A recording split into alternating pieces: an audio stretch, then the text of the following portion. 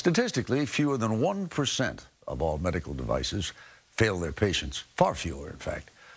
Small comfort if one of those very rare failures strikes you or me or someone we love. Our cover story is reported now by Jim Axelrod. How often do you think of Joshua? Every day. Is his memory what motivates what you're doing? A lot of it.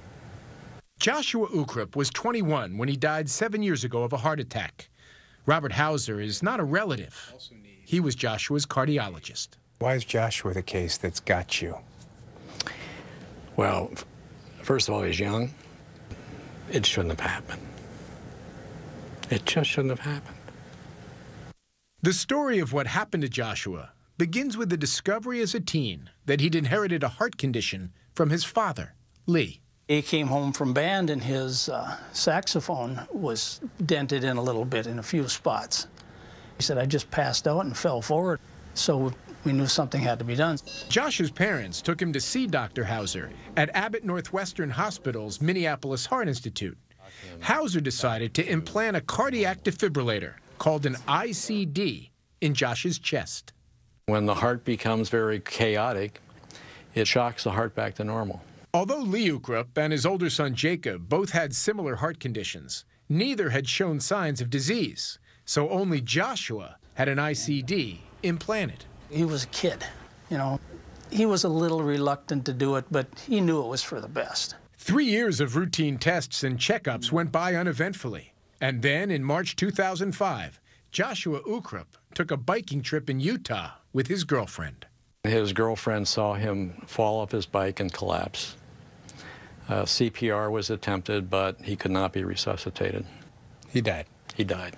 I ended up talking to the county coroner, and he says, I got some news that I want to tell you. He said, Josh had an ICD implanted, and I said yes, and he said it was faulty. Instead of shocking Josh's heart back into rhythm, the device had shorted out.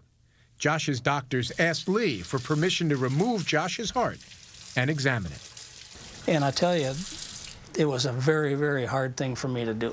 I wanted my son whole, but I agreed to do it. And they brought it back to Minneapolis, and they autopsied just the heart itself. And they found out that it was a very shockable heart. He could have been brought back to life had the device worked. Had the device worked. Crushing words to Dr. Hauser, and intense motivation as well. How could the device have not worked? I got into the FDA database, and my search uncovered a number of problems. Dr. Hauser found the ICD's manufacturer, Guidant, had known the defibrillator was faulty since 2002. We eventually met with Guidant in May of 2005. This would be 3 months after Joshua's death. And we told them that they were obligated to inform patients and physicians of the problem. What did they say to you? They declined to do so. They stated that they were afraid physicians would overreact and take these devices out unnecessarily because they believed that the likelihood of failure was very low. So how many people were walking around with this faulty defibrillator? Tens of thousands. Tens of thousands? Yes. What did you do? We went to the New York Times, and we told our story. That defibrillator was recalled. Guidant was taken over by Boston Scientific, which declined to comment, saying it was not interested in participating in our report. But that's not the end of the story. Dr. Hauser kept digging. He says he found problems at the FDA, the agency charged with approving and overseeing medical devices. He believes both the approval process and the follow-up once devices hit the market are badly flawed. In this whole episode, where was the FDA the whole time? I don't know.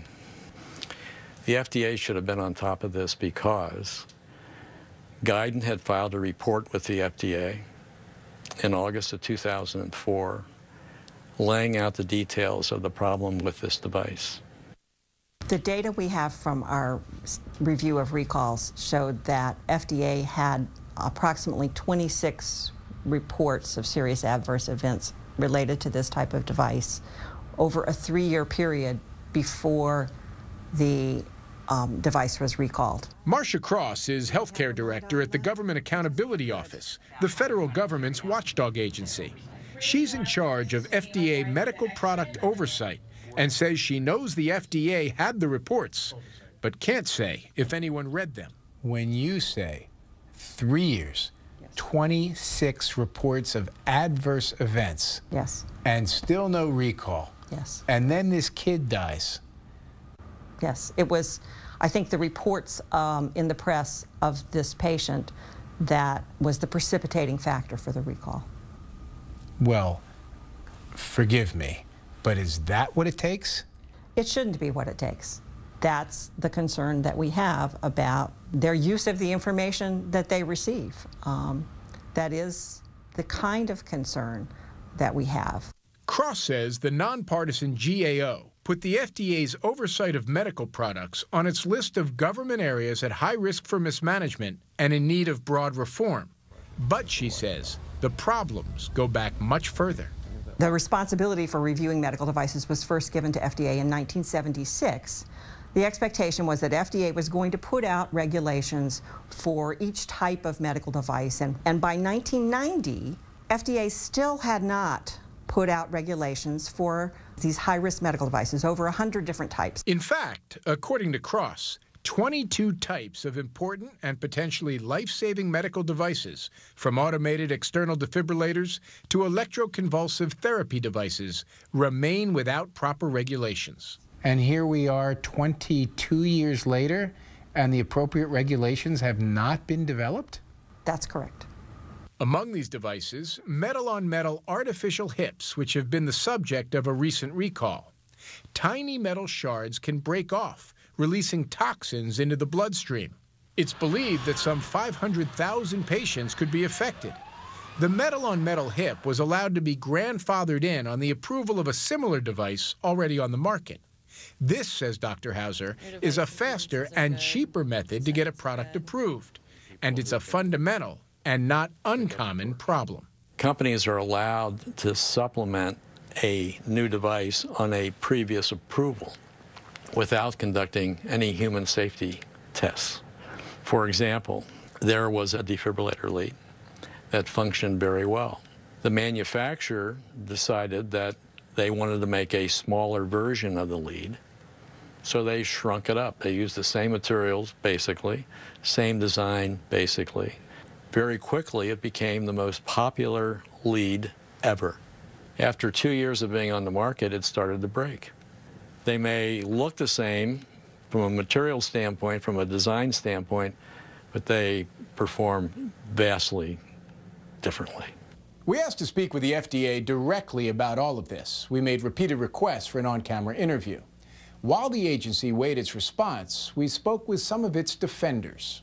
The FDA, you can always try and do better, but I think the FDA basically does a very, very sound job. David Nexon is a senior executive vice president at AdvaMed, a medical device trade group. Some of the critics, I think want a zero-risk system where nothing is ever approved unless it's shown that they can never do anybody any harm. If you do that, you also have no medical progress, and that's not a good thing for the American people. In fact, Nexon's group thinks the approval process is too slow. The industry's concern about the FDA in the last few years is that while they haven't changed the standards for review, reviews have become much slower and more inconsistent.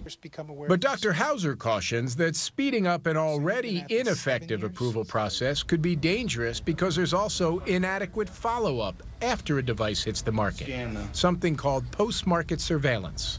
In the United States, there is no definite requirement for post-market surveillance for defibrillators and heart valves, artificial hearts, and so forth. Wait, there's no requirement? There's no absolute requirement. In other words, you wait for problems to be reported to you rather than actively seeking out problems. And there's a big difference. Dr. Hauser says active reporting could have saved Joshua Ukrup. Remember, the GAO says the FDA received 26 reports during the 3 years before Ukrup's death. I suspect nobody read the report. Well, the FDA's got to know there's a problem here. They do, and Congress knows they have a problem.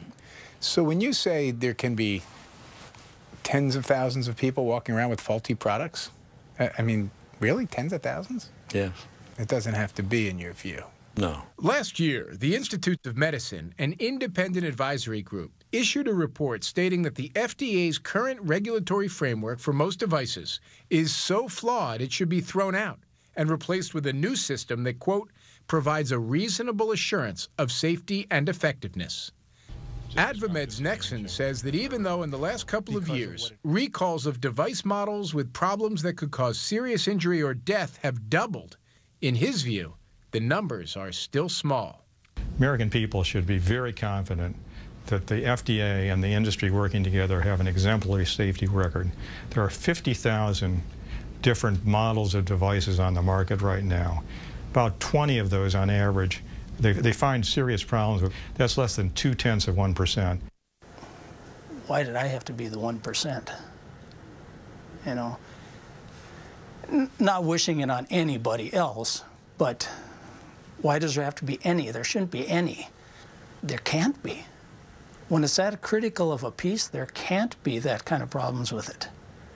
When we finally heard back from the FDA, the agency refused our request for an on-camera interview, providing us instead with a lengthy statement, which reads in part, "The FDA weighs the benefits and risks of every medical device we review.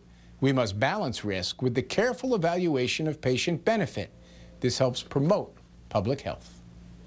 Today, Lee Ukrup worries for his other son, Jacob, who inherited the same heart condition as Joshua and has a defibrillator implanted inside him. I mean, I feel confident that it will save me if and when I ever do need it.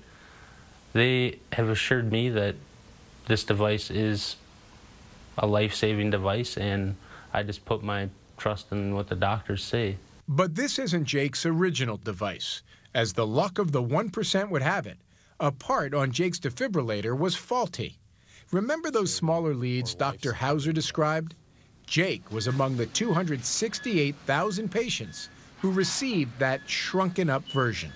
There was a recall on some of the leads that go from the defibrillator to the heart. The leads were cracking and shorting, and then the defibrillator couldn't deliver a charge if it needed to.